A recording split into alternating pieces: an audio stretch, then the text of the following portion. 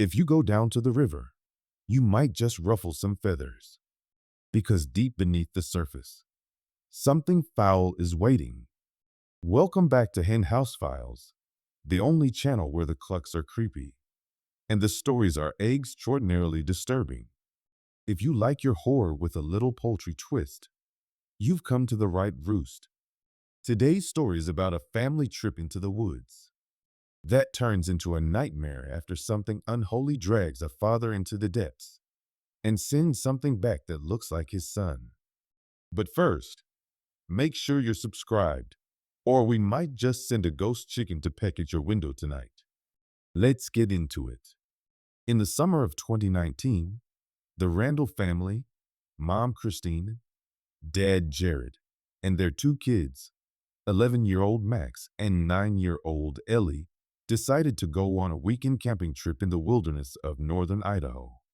It wasn't anything new for them. The Randalls were what you'd call chicken coop cozy, meaning tight-knit, routine-loving, and always together. They had a favorite spot, deep in a national forest, about 3 hours from their home in Coeur d'Alene. Jared had gone there with his dad growing up, and now he was excited to pass on the tradition. This year, though, something was different. The campground was unusually empty, even for midsummer. The air was heavy with humidity, and at night, there was an unnatural silence. No bugs, no frogs, just wind in the trees and the occasional hoot of an owl. And then there was the river. The Clearwater River, as peaceful as it sounded, had always had a dark reputation among locals. Stories of drownings, of people going missing, of bodies found months later, bloated and blackened, eyes wide open. But Jared had always dismissed the stories as backwoods nonsense. Old hens clucking about nothing, he'd say. Just river currents and bad luck. On their second day, the Randalls set out on a light hike that looped around a bend in the river. Max, full of energy, kept running ahead and hopping over logs, while Ellie dragged behind, complaining about her boots. Christine was snapping photos of everything: the pine trees, mushrooms, even a snake they found sunbathing on a rock. Then they reached a part of the trail that ran close to the riverbank. The current here was strong, fast-moving, and dark, almost black under the overhanging trees. Jared warned the kids, "Stay away from the edge. The river's mean here." But Max, always testing limits, stood on a mossy rock to toss in stones. And that's when it happened. 1 second, Max was laughing. The next, he was gone. There wasn't a splash, just the sound of rocks shifting and the silence that followed. Christine screamed. Jared sprinted down the embankment and dove straight into the churning black water. The river was deeper than it looked, and visibility was zero. Christine pulled Ellie back, screaming for Max, when suddenly, his head popped up several yards downstream, coughing and flailing. She ran toward him, but before she reached the edge, she realized something was wrong. Max's eyes. They weren't the same. They were black. Not bloodshot. Black, like the eyes of a chicken right before the kill. His skin was pale, and the water rolled off him like oil. And then, where was Jared? Christine didn't hesitate. Maternal instinct overruled logic, and she reached out to grab Max's arm and pull him in. But the moment her hands touched his soaked skin, she screamed. Her palms blistered instantly. The skin sizzled, as if she had grabbed a frying pan straight off a stove. She recoiled, falling backward, and Ellie started screaming too. Max, or what looked like Max, just stood there in the shallows, dripping with dark water, and he said in a low, garbled voice, "Why are you scared, Mummy?" "It's me." But Christine knew that wasn't her son. She passed out. Christine woke up hours later, inside their tent. Her hands were bandaged crudely, wrapped in Jared's spare t-shirt.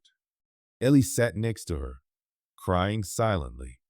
"What happened?" she whispered. Ellie just shook her head. "He came back with us, but he's not Max." Christine sat up slowly, wincing at the pain in her hands. She looked around. The forest outside the tent was quiet, and then she saw him. Max was sitting cross-legged by the fire pit, just watching, not blinking, not moving, just waiting. Christine whispered to Ellie, "Go pack your things." They left everything behind but their keys and wallets. No sleeping bags, no gear, just ran. By the time they reached the car, Christine risked one last look over her shoulder.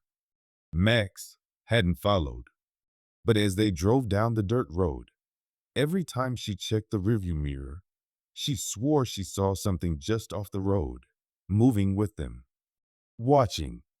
They drove to the nearest ranger station and reported Jared missing. When the ranger asked about Max, Christine told them, "We need help. That's not my son." The rangers found the campsite the next morning, intact, except for one thing. There were chicken feathers, wet, dark, and matted, scattered around the fire pit. No one could explain it.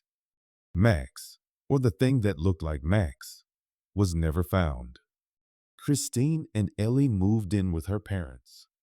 Christine's hands eventually healed, though the doctors couldn't explain the burns. "Some kind of river toxin," they said. "You must have brushed against a chemical plant runoff." But Christine knew better. She never told the full story publicly, never told how. Sometimes, late at night, Ellie still talks in her sleep and uses a voice that isn't hers. A deep, wet voice. One night, 3 months after the incident, Christine heard scratching at the back door. When she looked through the peephole, Max was there. Or, again, what looked like Max. Smiling, dripping, burned handprints smeared on the glass the next morning. She moved states the next day. To this day, locals call that stretch of river the drowning nest, because some say it's not just the current that takes you down. It's something in the water, something that steals your reflection, something that mimics what it sees. And once it takes someone, it sends something back, but not all the way back. And if you're ever out there and hear a voice that sounds like your loved one calling for help in the water, don't jump in, because what comes out of that river was never meant to walk on land. So, what really happened to Jared? And what hatched out of that river instead of Max? Maybe some questions are best left unexplained. If this story ruffled your feathers, make sure to peck that like button, cluck that subscribe, and share it with your fellow night owls. And hey, if you want to wear your fear on your sleeve, check out our official merch at the Haunted Hatchery, where creepy meets clucky. From sinister stickers to shirts that'll make your skin crawl, we've got everything you need to stay haunted and stylish. Until next time, keep your coop closed and your eggs uncracked. This is Hen House Files, where horror comes home to roost.